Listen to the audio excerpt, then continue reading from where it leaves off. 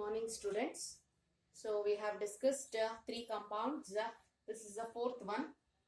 So it is tetracyano nickel 2 ion. So this is the compound given. So we need to find out now the hybridization, its magnetic properties, and we need to write the according to VBT. We need to explain the bonding process here.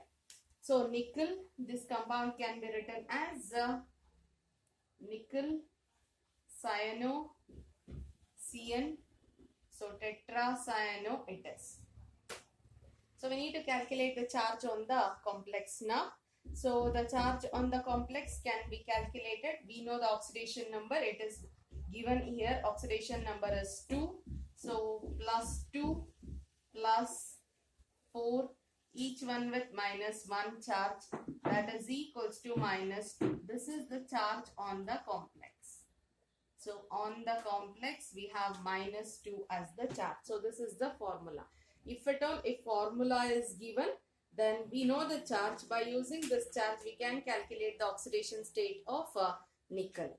So if at all, if a name is given, then oxidation state we know. By using the oxidation state, we can calculate the charge on the complex. We can write the formula of the complex. Next, we'll write the electronic configuration. So atomic number of nickel is 28. We'll write the electronic configuration of nickel. First we'll write, and then we'll move on to the nickel 2 plus, because the metal is in plus 2. Oxidation state of metal is in plus 2. So first we'll write it for nickel. It is 28. That is argon 18. 4 is 2. 18 plus 20, then 3d8 it is. So electronic configuration of nickel, argon, 3d8, 4s2. So 18 plus 2, 20, 20 plus 8, 28. So now electronic configuration of Ni2 plus. 2 electrons you should remove. 2 electrons will be removed from 4s level. That is argon. Outermost electron itself I should remove. So 4s electrons will be removed out. Then the remaining is argon with 3d8 is remaining. So 3d8 we shall fill the electrons in the orbital. That is electronic configuration of Ni2 plus is equals to, in the orbital form we are writing now. So orbital form will observe. So 1, 2, 3, 4, 5, 6, 7, 8. So 8 electrons we have filled. So now which is our ligand? Cyano group. Cn minus is our ligand. Since Cn minus is an strong field ligand, it is an strong field ligand, rearrangement takes place. How the rearrangement takes place? This electron is going to shift to this position. The electron from this orbital will be shifting towards this position. Then what happens? How it changes, we shall see. 3, 4, 5. So the electrons will fill. So it is 2. Again in this orbital it is 2. This orbital is with 2. So fourth orbital, this electron comes here. Then in the fourth orbital also once again 2 electrons are there. So if 2 electrons are present, then this orbital will be empty. The fifth orbital will be empty. So the next is, yes it is, and we have p orbital. This is 3d, this is 4s, and this is the 4p orbital. Now how many vacant orbitals we need? So nickel needs 4 vacant orbitals, because the coordination number is 4. So 1, 2, 3, 4. So 4 vacant orbitals are there. So these 4 vacant orbitals will undergo hybridization to form orbitals with equal energy. Now in this case, the orbitals are not with equal energy. They are with different energies now.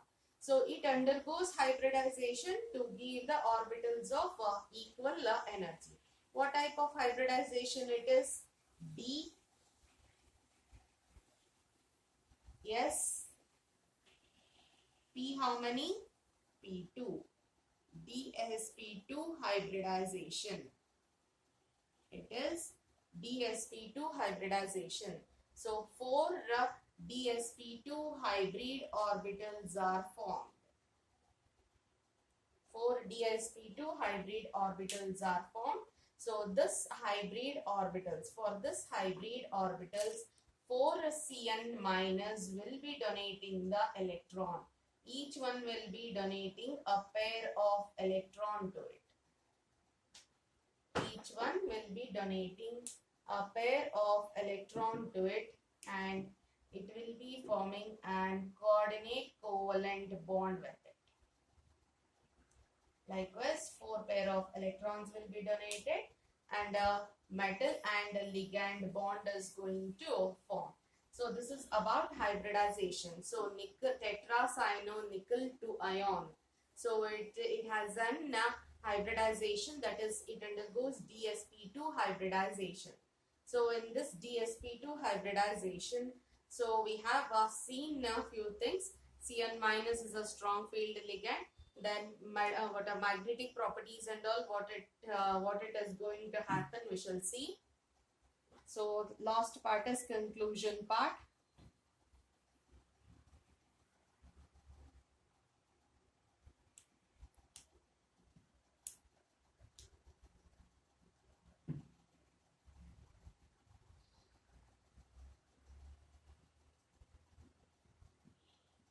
Hybridization. We have DsP2 hybridization.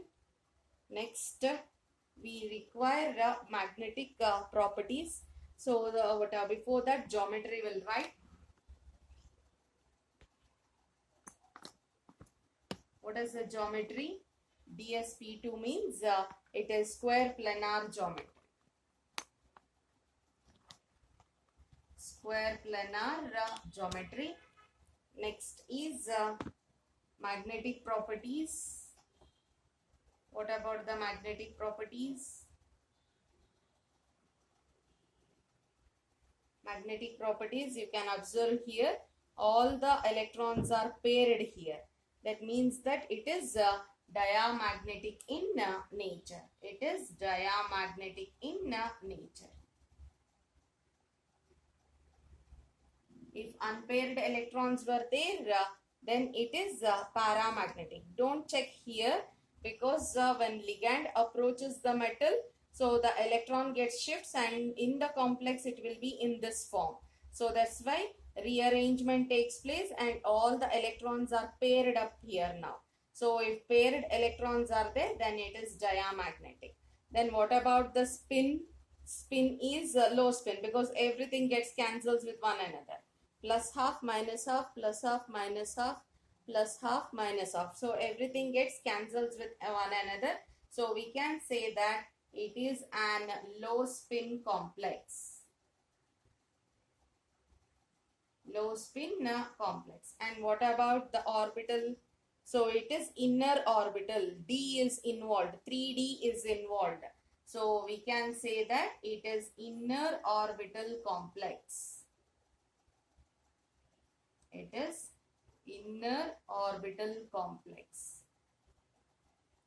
So remember properly the things. So if the ligand is a strong field ligand, then it forms low spin complex and it will be inner orbital complex. Strong field ligand, rearrangement takes place. So D will be made vacant. If D is vacant, it forms inner orbital complex. If it gets paired up, then it forms low spin complex. So what a strong field ligand, low spin complex, inner orbital complex. weak field ligand, high spin complex, outer orbital complex. So these are the few things you should remember while answering this question. So this is about the four compounds. So we have studied the bonding of these compounds. We have studied next is limitations of VBT. So we have studied the postulates of VBT and the explanation on bonding and all. So now it is limitations of VBT. That is this also. So valence bond theory also has some drawbacks or limitations. It also could not able to explain. It also could not able to explain about the color of complexes. Color of the complexes it also couldn't able to explain. It also couldn't able to explain about the what a bonding in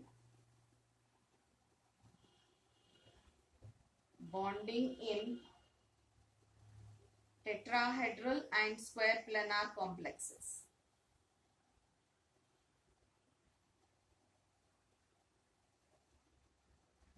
Square planar complexes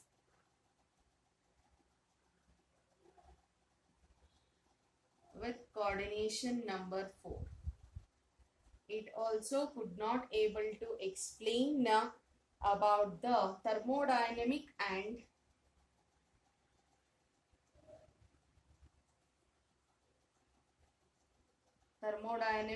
kinetic stabilities. So how it is thermally it is fit, or how it is stable. So all those things couldn't able to stabilities, thermodynamic and kinetic stabilities of the complexes.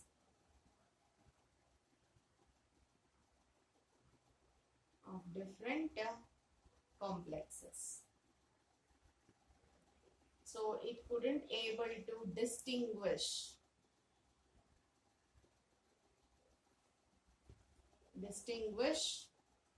weak field ligand and strong field ligand. It's just said about the thing whether the ligand is an weak field or a strong field, but exactly it couldn't able to explain. Actual thing is this weak field ligand and strong field ligand concept comes under CFT, that is crystal field theory.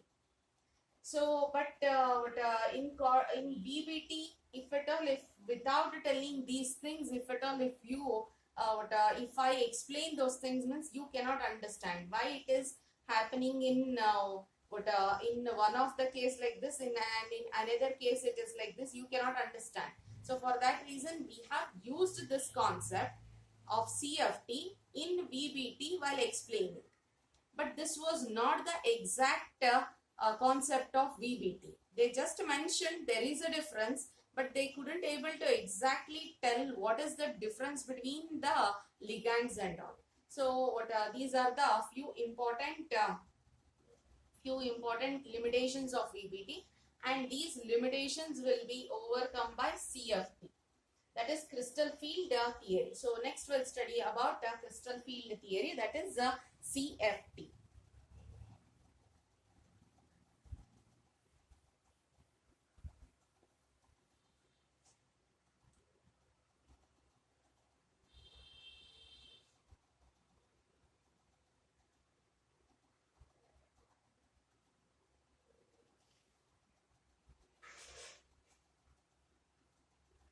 Crystal field theory, we can mention that one as a CFT.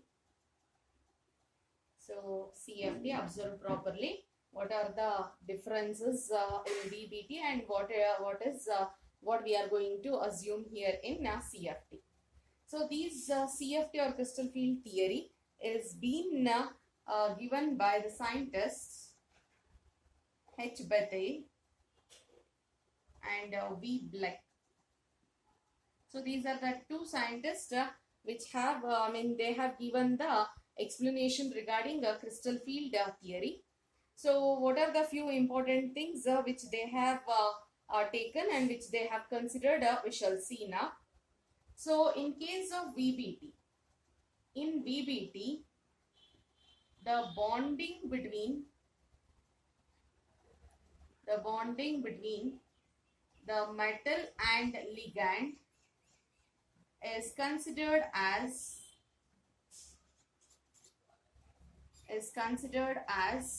in VBT it is considered as covalent. So we have written covalent coordinate bond or coordinate covalent bond, we have written. So in case of VBT, the bonding between the metal and the ligand is being considered as purely covalent in nature. But in case of CFT, so in CFT, the bonding is being considered as purely ionic. The bonding between the metal and ligand is being considered as ionic. How it is ionic we shall see, and we know that if the bonding is ionic, then we know that it is an interaction, that is electrostatic interaction. Electrostatic interaction. It is an electrostatic interaction. Ionic bond, in the sense it is an electrostatic interaction. So between electrostatic interaction between the metal and ligand it should be. So how it is undergoing an electrostatic interaction we shall see. So metal will be positively charged. If the ligand is negatively charged, then there is, and this is a this is cation or positively charged ion. This is anion or negatively charged ion. There is an force of attraction between the positively charged ion and the negatively charged ion. We call that one as ion-ion interaction. Ion-ion interaction. Suppose if it is a metal and if the ligand is a neutral ligand should contain the lone pair of electrons on it. Then at that time the interaction will be, it is ion, and here we have a dipole. Here we have dipole interaction.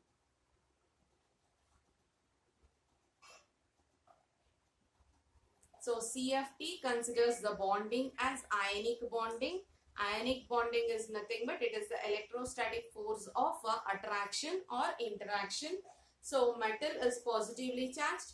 If ligand is a negative ligand, then the interaction is ion-ion interaction. And if the metal is a positively charged and the ligand is a neutral ligand, so we'll mention here it is an neutral ligand. Neutral ligand means it should consist of a lone pair of electrons. So lone pair of electrons, then the interaction will be ion-dipole interaction. So negative ligands, the interaction is ion-ion interaction, and the neutral ligands, it is ion and dipole interaction.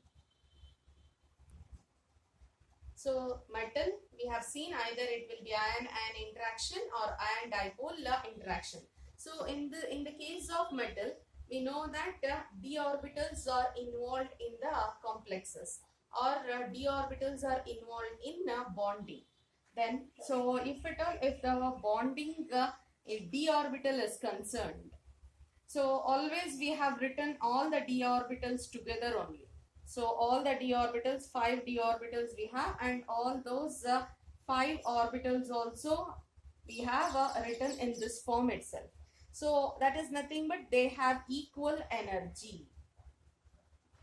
So if it is togetherly, if it is written, it indicates that equal energy. Then the orbitals with equal energy are called as degenerate orbitals. They are nothing but degenerate orbitals. So the d orbitals have equal energy. So that's why we call them as degenerate orbitals. So these degenerate orbitals, so in the metal it will be approached by the ligand. Then what happens if the ligand is, so I'll be writing here, So these are the degenerate d orbitals. Degenerate d orbitals.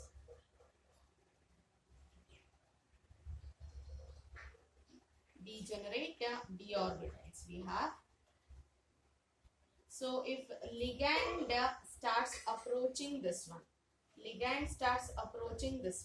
then ligand will be having electrons.